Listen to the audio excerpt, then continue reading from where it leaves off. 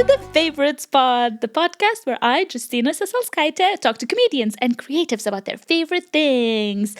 Today's episode, we have someone very special. She's a stand-up comedian, actor, writer, podcaster as well, and what I would say is the queen of alternative comedy. It's Jain Edwards. Hello. Hey, Thank you so much for having me. Thanks for coming on. I'm so excited. We're going to talk about some favorite things. It's going to be great. But at first, I always start with this because there's a part of me that is, has not favorites, has hate and hate inside her heart. And I love that part of me. And I don't want to, completely ignore her. She exists. So what's annoying you recently right now? What do you hate at the moment? What is grinding your gears? Do you know what it is? And this might be, I don't know like the background of this. And it's not, this is like a strong start, I suppose, but like... I hate you and this podcast.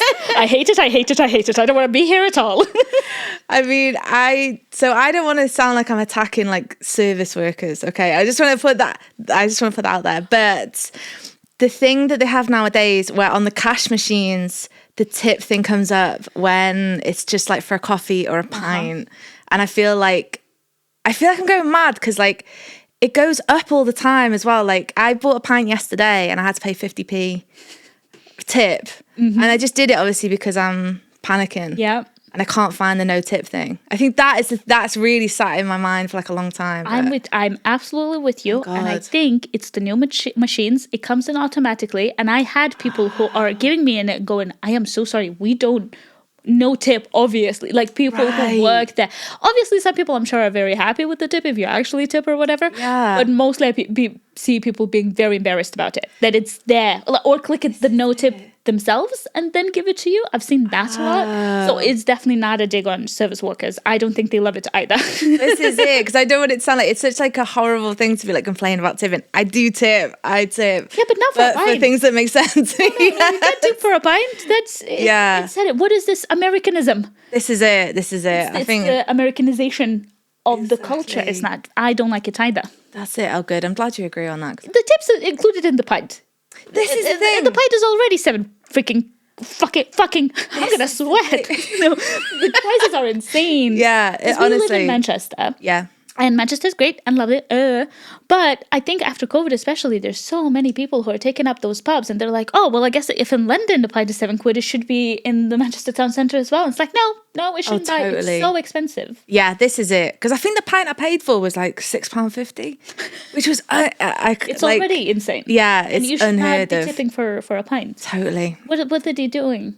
They're putting exactly. I would do it. I would do it if you taught me how to. I've never worked in a bar because it's too hard. I think we all. Yeah, we will. Me neither. I had one. Oh my god, this is like it. I had one shift as a waitress. Right. So I moved into this country. Like I was a year in. I lived in Lincoln. Oh my god. You know Lincoln? Yeah. Beautiful cathedral. Crap. The rest of the town is awful. We have the Magna Carta there. It was great. But I was there and there was a Lithuanian restaurant there. And I was desperate for work. And my boyfriend at the time, the manager was like, oh, I'm looking for someone experienced to do like a shift that I need, like one shift. He's like, my girlfriend's experienced at waitering. Wow. Never done it. It's obviously not an easy job to just go and do in day one. And I had this Lithuanian menu and some of the things, because they're from different regions of Lithuania, I don't even know what they were. So I thought people were just sort of saying stuff to me, but they were apparently ordering dishes, but I wouldn't take notes of them. Because I was like, all right. I guess you said a word again. Why am I saying that word to me? I don't know what that is. Because I'm like 19 years old. I'm so stupid. I was so embarrassed. And it was a comedy show, like a Lithuanian comedy show that was the big event was for. So he was doing comedy. Everyone's making fun of me. And I was so embarrassed. I went through sort of the back. Just took my little change. I made like 12 quid and just ran. Oh, God. You just ran off? Just ran. Oh, God. It's like, you can go. I think she saw that I've never...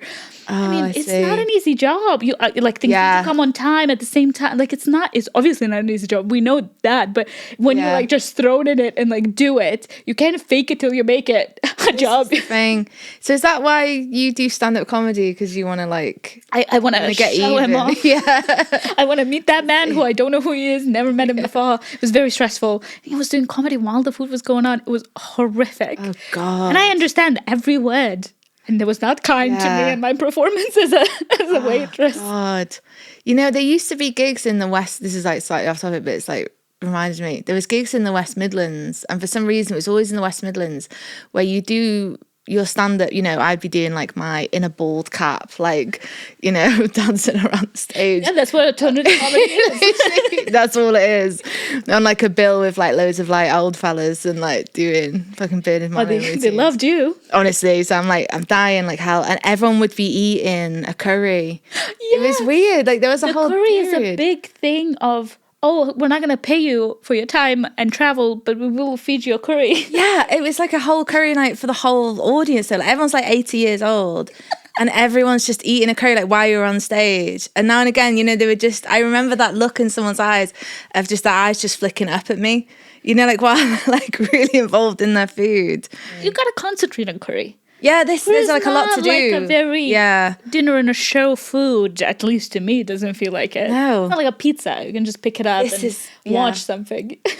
Like little sandwiches or something. I don't know why that got very popular, but it's still happening, I think. Yeah. So this is coming out. Hopefully everything is going to be sorted. But Leicester Comedy Festival is not paying people. Yes. And it's in like national news, but that's not what annoyed me. I didn't do the festival. So I'm good. Oh, so you're good. So I'm good. I didn't get paid. You didn't get paid. Oh, I'm so sorry. That's okay. It will do. By the time this comes out, it's going to be great. They just spent your money to pay off their debts or whatever. This is it. Just for them to live. It's not their money. It's unbelievable. It's atrocious. I'm so sorry that is happening. But what's really annoyed me is that because it's now on the national news and on BBC and stuff, Facebook comments exist. And every single one of the normies, and usually audience members are great people and I love them, but oh boy, do I hate them in those comments because they have one joke and the joke doesn't make sense. The joke they to go is, well, they're not laughing now. But they weren't laughing to begin with. Yeah, they're the comedian. The audience is laughing. If you want to make a terrible joke, that's absolutely fine. That is your prerogative as a human being. We do it, you know, sometimes professionally. Exactly. That joke's all you want, but you cannot. It doesn't make sense. Yeah, they're not. Yeah, they're not laughing now. It's really annoying. It sounds kind of brutal as well because it sounds like they're wishing ill on everyone. Yeah, like, they're pro not getting paid. Because a lot of them are like, oh, maybe they're not funny. It's like, well, that's not how ticketing works. Yeah. You can buy a ticket for a thing you don't enjoy. You still get, you can then ask for a refund. Yeah. So, but there's a lot of this. I mean, I think we're marginalized. Sorry, that's a hard word to say. I can't say. Marginalized. Marginalized. Yeah. Marginalized. I think we are as comedians. They hate us. They hate us over that. I think so because you know, like before, when you said about like, you know, we pay people for our projects. It's so mad that in my own head even I'm going like, oh, but I don't need to be paid. And I think that all the time. I always go, oh, but it's my thing, or it's the, you know, it's this or it's that. I never think about actually being paid myself. And even when this Leicester thing was like kicking off, I was like, oh, we'll come at some point. At first I had such like a laissez-faire feeling about it because I was like, we're so used to not being paid. And like everyone else getting paid before that, I'm like, oh, it had to be used for that. Okay, but it's not their money. This is the thing. This is it. Because you can't, even the people who are paid for the tickets, they can be like, oh, would you mind if I paid the tax man instead? Like, no, but I didn't. I paid to see Jain Edwards. It's so unfair. This is not cool. But yeah, absolutely, you should get paid, except for this. I do not have the funds for that. But other than that, yeah, absolutely. I'm happy to be here. Good. It's good for the exposure for this podcast that is very new and has 0 listeners yet. Anyway, the favorites thing. We talk about some favorite stuff. I can see, I was reading through your socials and your stuff, and I can see that you were called yourself a comedy nerd as a kid. Yes. That's cool. Yeah. What's who was your like favorites growing up? Who did you love? So when I was really little, the thing that really got under my skin was Blackadder. And like now I know it's like, you know, people think it's like a bit naff and whatever, but like when I was a kid, I would just watch, you know, because obviously we had a bit of Sky TV. I'm like 100 years old, by the way. So we had like a bit of Sky TV.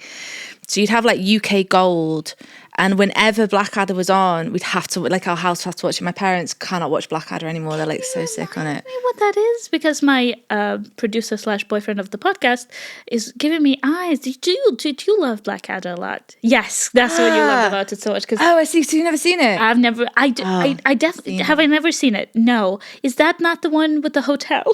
No, that's Fawlty Towers. That's Fawlty but it's Towers? on the same. It's like that whole era of comedy is like feels sort of the same. I do know exactly who that is. Isn't it? Yes, I know. Now I see it in my face. It's like a guy who travels through time, and it's Rowan Atkinson. I was going to say he's got black hair. Yeah, and they do like bits. Yes, they do bits. They do lots of bits, and like I think that I don't know what it was, but I was very like, I need to be in that. Like I want to be in it. And I asked my dad, like, how do people do this? I know, I absolutely fucked it. But I was like, I messed up big time being born too late. That's on me. Yeah, I was just very like, how can I like be in this like world? And I asked my dad, and he goes, oh, well, people usually stand. I was doing loads of acting at the time when I was a kid.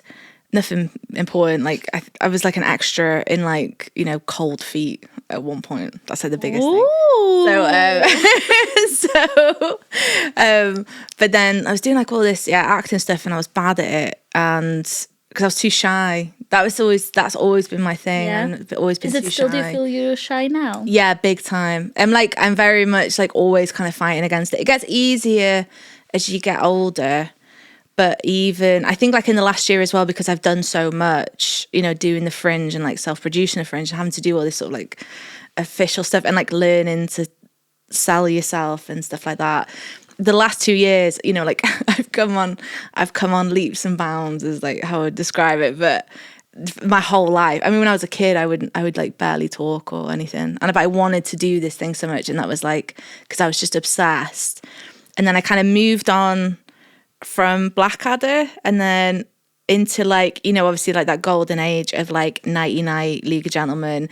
And I would have a book, which I still have somewhere, where I would literally write notes. So I'd sit in front of like Nighty Night and I'd write notes about why I think. Wow, so when you say nerd, you're like a nerd. Really like a loser. So but also because I just was so obsessed with that, I feel like I've missed like big cultural thing. Sometimes people talk about films or something. I'm like, I just wasn't watching films. I was just, or like music or anything. Like, I just literally have missed like a big chunk of pop culture when I was growing up, because I was like, I'm just watching these programs over and over again. So I'm the same. I missed everything. And also I missed everything because in my country, in Lithuania, everything comes about 10 years later. Oh, I see. Of course. I feel, I'm 31.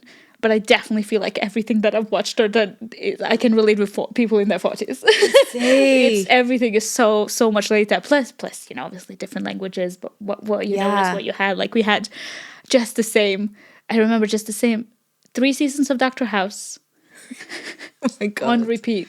Wow. On repeat constantly. I guess someone bought it. Yeah, I was going to say, why Dr. House? I was in love with that man. I was in love with him. I had a framed picture of Dr. Gregory House. Wow. Printed, black and white. Yeah, obviously on the home printer. And I put it in a frame. And my grandma, who raised me, she was like, "Oh, you're old man," but not like you're a man that is old. Not your dad. Oh, that's your dad. But I guess I didn't have a dad, so I guess maybe I was looking for one in Dr. House. Obsessed. That's sweet. I love that show so much, and I talked about it so much. I made my best friend cry. I went, and I started talking about House, and she just went, "You have to stop talking about that fucking show." And she's just like crying and bawling. She's like, "I cannot have another second of hearing about that fucking show. I've never seen anything like it." I was like, "Whoa."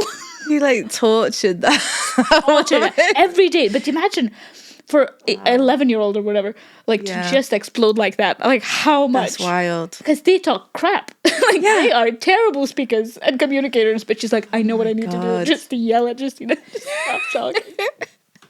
Oh my God. Yeah, your friend was braver than my friends, I think. They wouldn't have done it. They would have done it. I don't know if I would have done it. There's a lot of times where I'm like, I would like to say to my friend that what they did, I did not enjoy. And I'm like, I'm not going to do that. I think I'm a confronter. Really? Yeah, and I don't think I seem like I am, but I'm kind of a confronter. I think you do seem like you. I think, you know what I would have thought? You were more than like to a friend. Yeah. Or to like, to society. You know what I mean? Yes, Like if you see something bad happening, like I think you would be the person to say, hey, don't harass. No.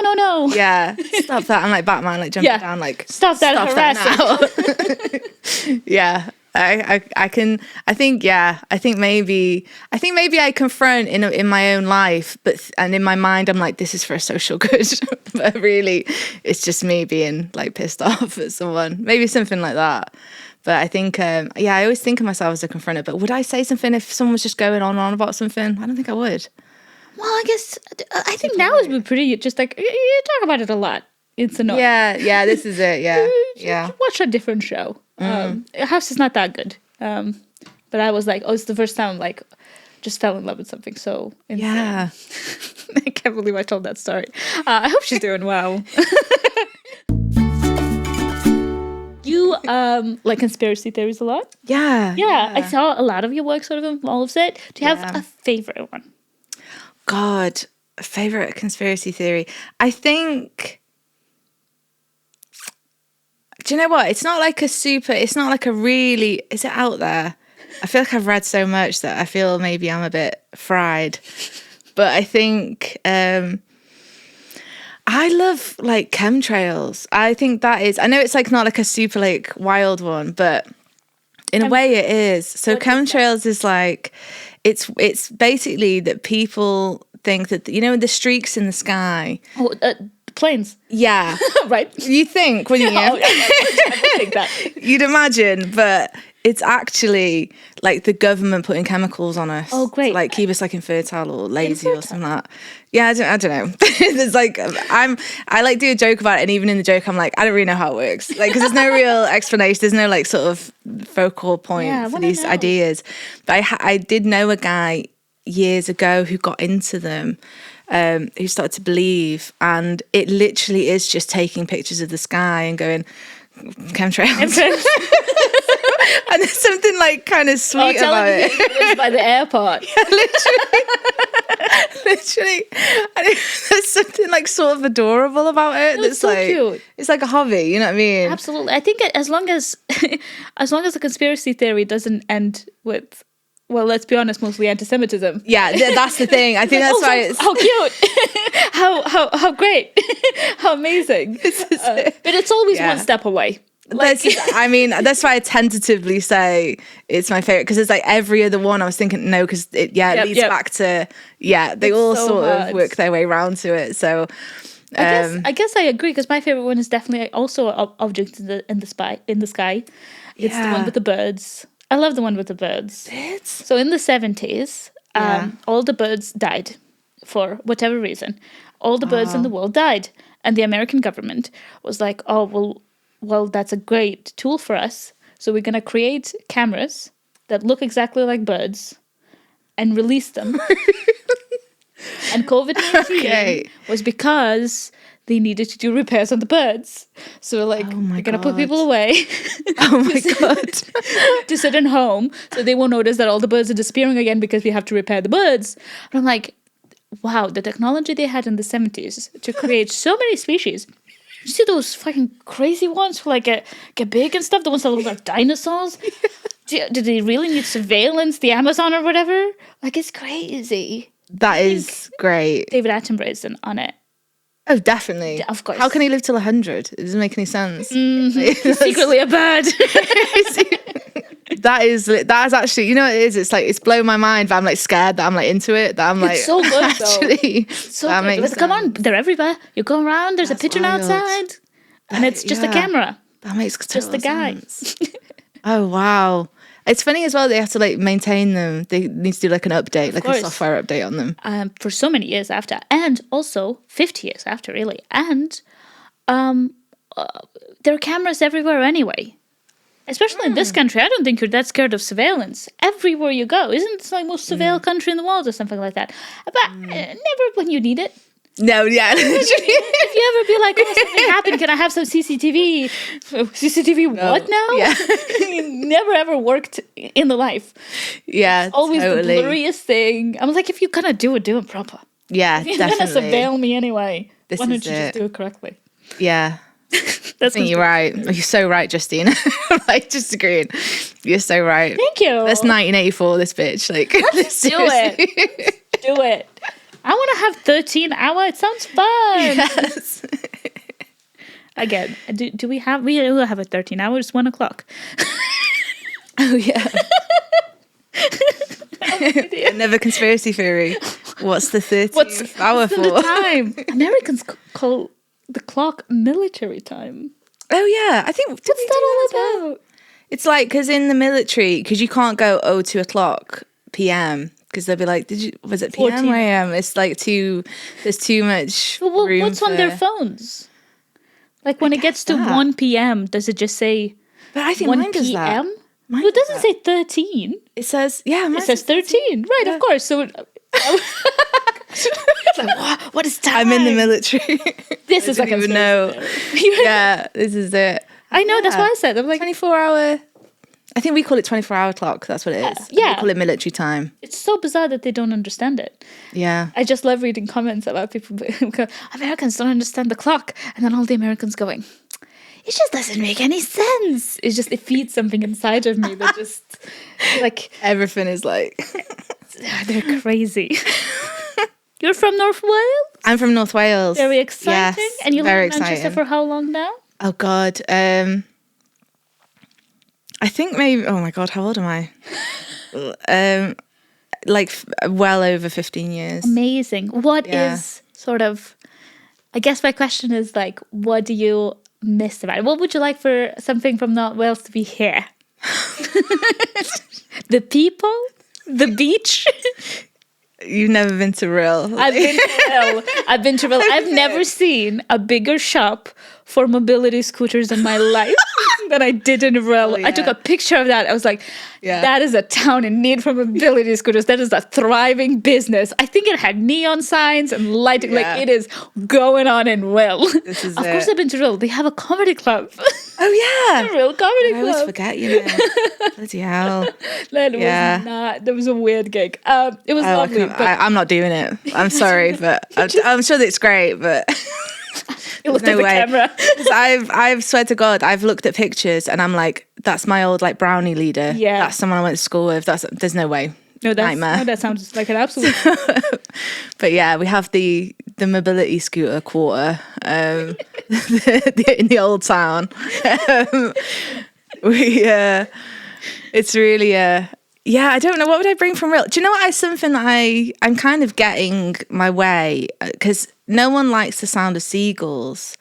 I love the sound of seagulls. Really? I think that's like, it's like, you know, like an old it must just got in me when I was like a baby or something, but I love the sound of seagulls and I can sleep to the sound of seagulls.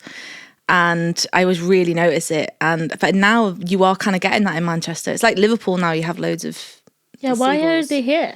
I think it's because We don't have water here. Do you think they're here for chips? they're definitely here for chips. They're homing for chips. But I think it's because there's just nothing going on in places like Rill.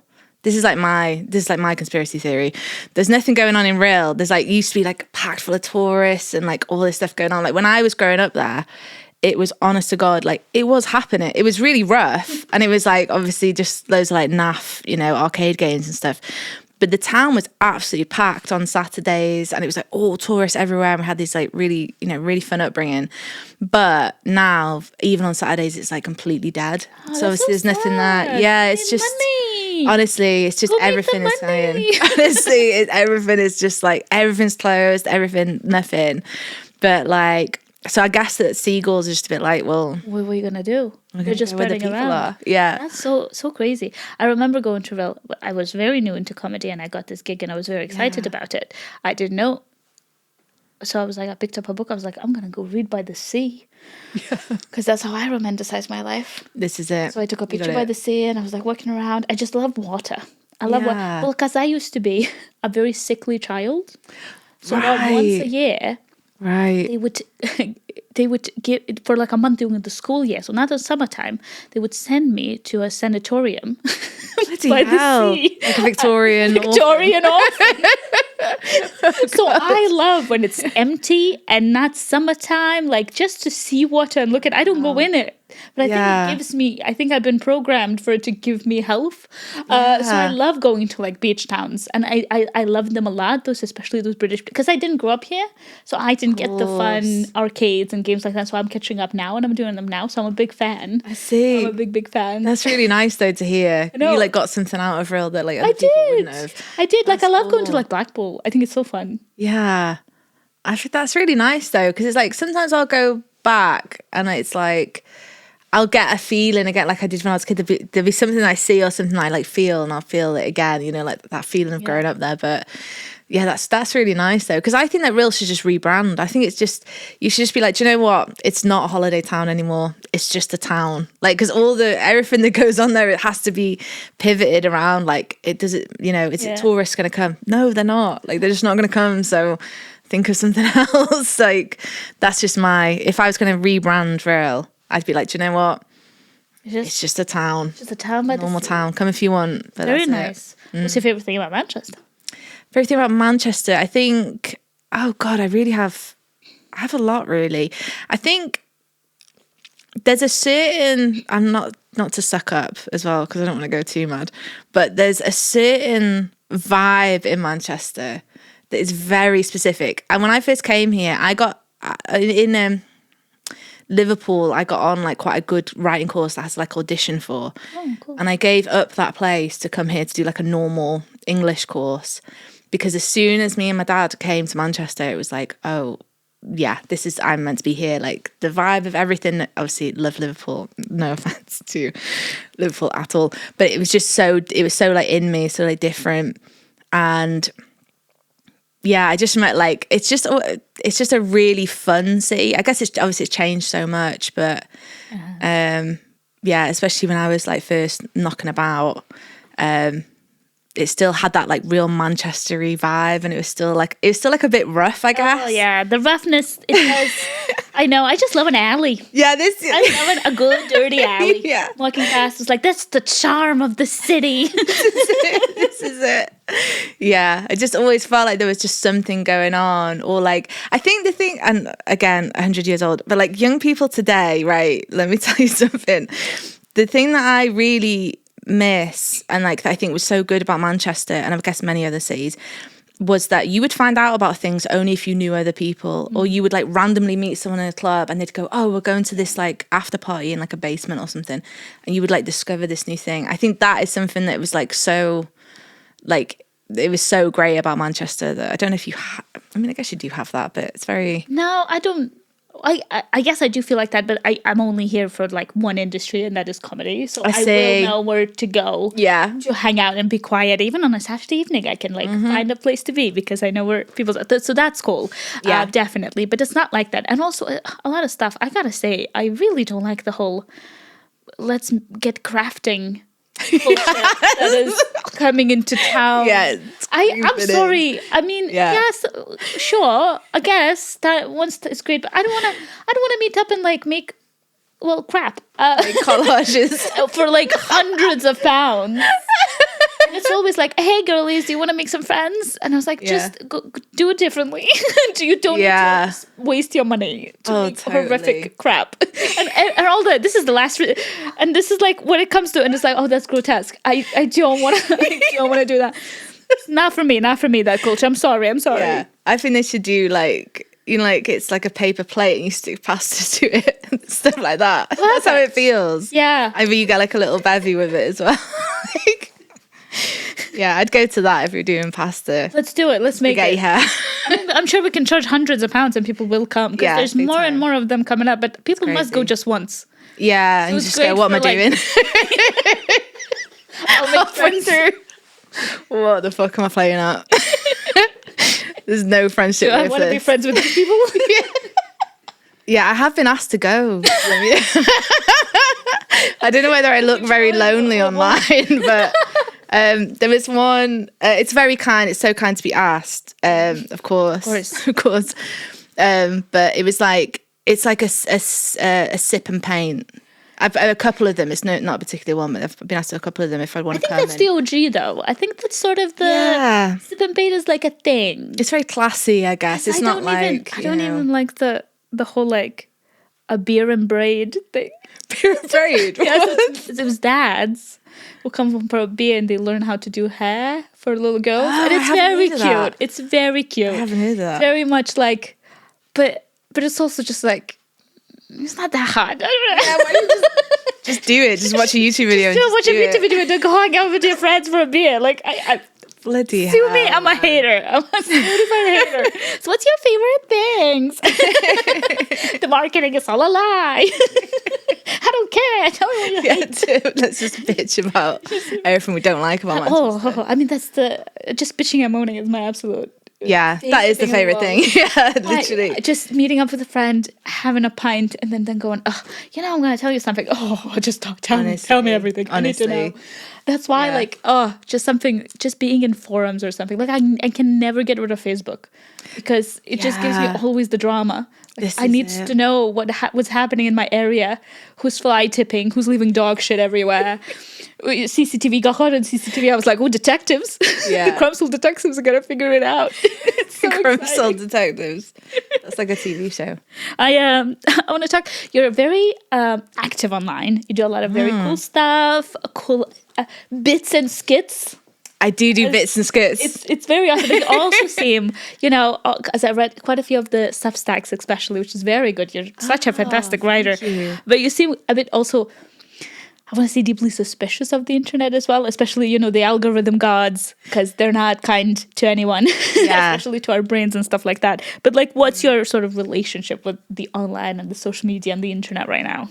I think because I'm kind of going back to online more because I'm like, because stand-up is just so, it's kind of stopping making sense. I will do another show. I'm still a stand-up, I will still work. But I think for the next 3 months, I really want to just focus on making stuff online. Yeah. When I first started, I was I did like a year of just sort of failing and just doing, all sorts. And then just not going anywhere. And which was fine. I kind of gave myself a year to fail at it. But I've always been like, I love online humour. And I don't know how to say it because I guess now we've kind of progressed from that. What used to be online humour. A good meme. Yeah, exactly. A good meme to see you through the day. Like, I love all that stuff. And I've always been like massively into that sort of side of humour. But now I guess people are making stuff that's so good that I feel bad saying like internet humor because it's on par with stuff you can see like on TV that's like well produced. Yeah. That's sort of a bit tragic as well. This is the thing, like how have we been able to like catch up so quickly? Like I guess I think it's just that they're just not letting that much like talent on TV, so people have to. That's what I was going to say. What else are they going to do? And they're all like so talented. Everyone is so good at everything. Wild. Oh, guys, sit down, calm down. you can no longer learn on the internet. You have to come in ready to have stuff that's producible and already going. You can't just be bad at it anymore. Oh, totally. And it's like having like an online. I mean, I did stand up like over 10 years. It went, I can headline gigs and stuff like that. But in terms of like opportunities, there's not really, especially living in the North, there's not that much, you don't get like a break into the industry. I started to make videos that started doing well. And like all my work through the last year has just come through people seeing something online and going, do you want to come and do this? Or do you want to do this? Or do you want to do that? So I think like I'm just going to focus on that definitely for the next few months. But I think in terms of, I've always been like a very DIY, self-producing-y person. I like to know how to do everything. And like, I just like to make everything sort of in-house. And then, I just think that going forward, I would like to like improve my skills on stuff. I think like in terms of the algorithm and stuff though, it's like, I think because I just don't want to care about it. Like things just seem to have happened because they've happened. It's impossible to know. Yeah. I mean, it's supposed to be, the code is supposed to be uncrackable. So you're always producing content that is never ending and it's... Totally. And you never but you're doing great. Thank you. It's a never-ending conversation. I'm always in the background because I can't. Everything that's to do with figuring stuff out. I'm so terrible. That's why I have to pay people to do it. I have to. I have to. That's the way. That's why it's so fair that I'm a poor person, because I would spend money so good. Yeah, this is on it. Creatives and people, and I still do it anyway, but even if I don't have any. But that's the way I have to, because if I want the product to look good, I have to have for people who know what they're doing to do it. Maybe I will learn someday. Maybe. Yeah. But also, I just can't with it's so much energy. Oh, honestly, it sounds horrific. Yeah. It's absolutely the worst thing on the human planet to do. Yes. I don't want to do it. I filmed something. I had a fun idea. I filmed something. 4 months ago we filmed it. I'm like, I'm gonna edit. It's a 1 minute video. I'm gonna edit. I just asked someone to do it. Please, can you make this into a funny thing? I don't want to waste the footage, but I just can't do it. So anyway, you're on I gave myself a year to fail. Yes. You're on here. We'll figure it out. We're almost done. I just have another question, if that's all right. I just wonder, I'll pick one. So obviously a lot of your work has to do with sort of surrealism and a bit of a horror element, which is very cool. Your last show, like it just had, it was so cool to look at. It was so wonderful. We had an absolute blast watching it. But as a child, do you remember what scared you the most? Oh my God. So I had night terrors when I was a kid. Okay, good question. I'm glad I picked that one. Seems like a story. So I had night terrors, and I think it's common in autistic people to have night terrors. I don't know that for a fact, actually, but so I would have these. For me, it's like, I think this still scares me now, because you can feel that break in, like, not to like go off on one, but like the reality that we live in, and you are suddenly living in, like, you're in your room but you're seeing things in front of you, and like things are happening. And I think that is like a real core component of like what feeds into how I write, and like what also still scares me. That's crazy. Of like that we, like, literally I would have like TVs appearing on my wall, and like dogs appearing in my room and stuff like that. And it was like, but you feel this like super, even if what's happening is like relatively like not scary. Yeah, like it's this banal thing. Yeah, it's like this, because something is happening, and because you're like self-aware that that you're seeing things, but they're also like real. I will never like get over that, because I've not had night terror since I was a kid. But that kind of feeling, and then like the feeling of like falling suddenly and stuff, it's just nothing is scarier than that. I wake up every time. It scares me well. I hate that feeling. Ooh. Yeah, it's like, how can that be? I have not moved, but my body feels like it's falling somewhere. That's mad. I'm really mad. Yeah, so I think like I had, stuff like that I still think about often. And I would apparently come downstairs and just do like, just be like looking at my mum. And then I would just start like punching the sofa and stuff, like literally like the kid from, The Exorcist or whatever. Like it was, and she would tell me about these things, and I'd be like, what? And I guess it's that like fear, it's your first introduction as a kid of like, what is going on? Like, why is that happening? Or like I try and open the front door. My dad would catch me literally downstairs, like trying to open the front door. Just do this. Creepy kid. Literally, can you imagine? We just wandering around the house. Maybe Rill didn't want you there either. This is it. Honestly. Yeah, it scares me. It must have scared them. I have one last question. This is a question we've asked for everyone. And so far, every single person hated it and didn't want to answer it. So we'll see if I continue doing it. But what's your favorite thing about yourself? My favorite thing about myself? I'm straight in. I love this question. Yay! I knew it was good. I would have loved to be asked that. You know what I mean? Okay, good. Finally. Oh, you know what? Drama queens. I've got a couple. Yes. I think I'm a very resilient person. And I know myself, I don't back down from stuff and things like that. I'm quite tough like that. But also I think I have a lot of empathy. That's what I would say, which you don't hear autistic people say that much. I think I do, because even like when things go bad, I can always see it from like multiple perspectives and stuff. And do you know what I mean? I want everyone to be happy, even when it's like if they're, don't want me to be happy. I think. Would you like Hitler to be happy, Jane? That's what I do. As soon as I said it, I was like, what I heard. Maybe not everyone. Okay, that would be... No, but I know exactly what you mean. Most people are not Hitler. That is a fair point to make. That's amazing. Thank you so much for coming. Thank you for having You've me. been wonderful. I had such a good time. Would you like I'm sure that would be hundreds of thousands of listeners, where can they find you? What it is that you would like them to follow and do, all that good stuff about yourself. So it would be great if you could go on Instagram and find Jain Edwards. It's spelled a little bit funny, but I'm guessing if you're looking at the podcast, it'll say my name somewhere. But I am on Instagram. As well. Listeners. Listeners. Jain Edwards. And I'm on Instagram. Always making stuff on Instagram now, and like I'm on TikTok as well. I kind of mess about a bit more on TikTok, if I'm honest, because it just that kind of platform. But then, to me. Honestly, I just chuck stuff on there and see how it does. I don't really know what's going on there. But I do have a Substack. I have a paid one and a free one. I have. I'm going to start YouTube as well this year. I've already got a couple of things up there, but also we filmed She Devil, which is my sellout, critically acclaimed show.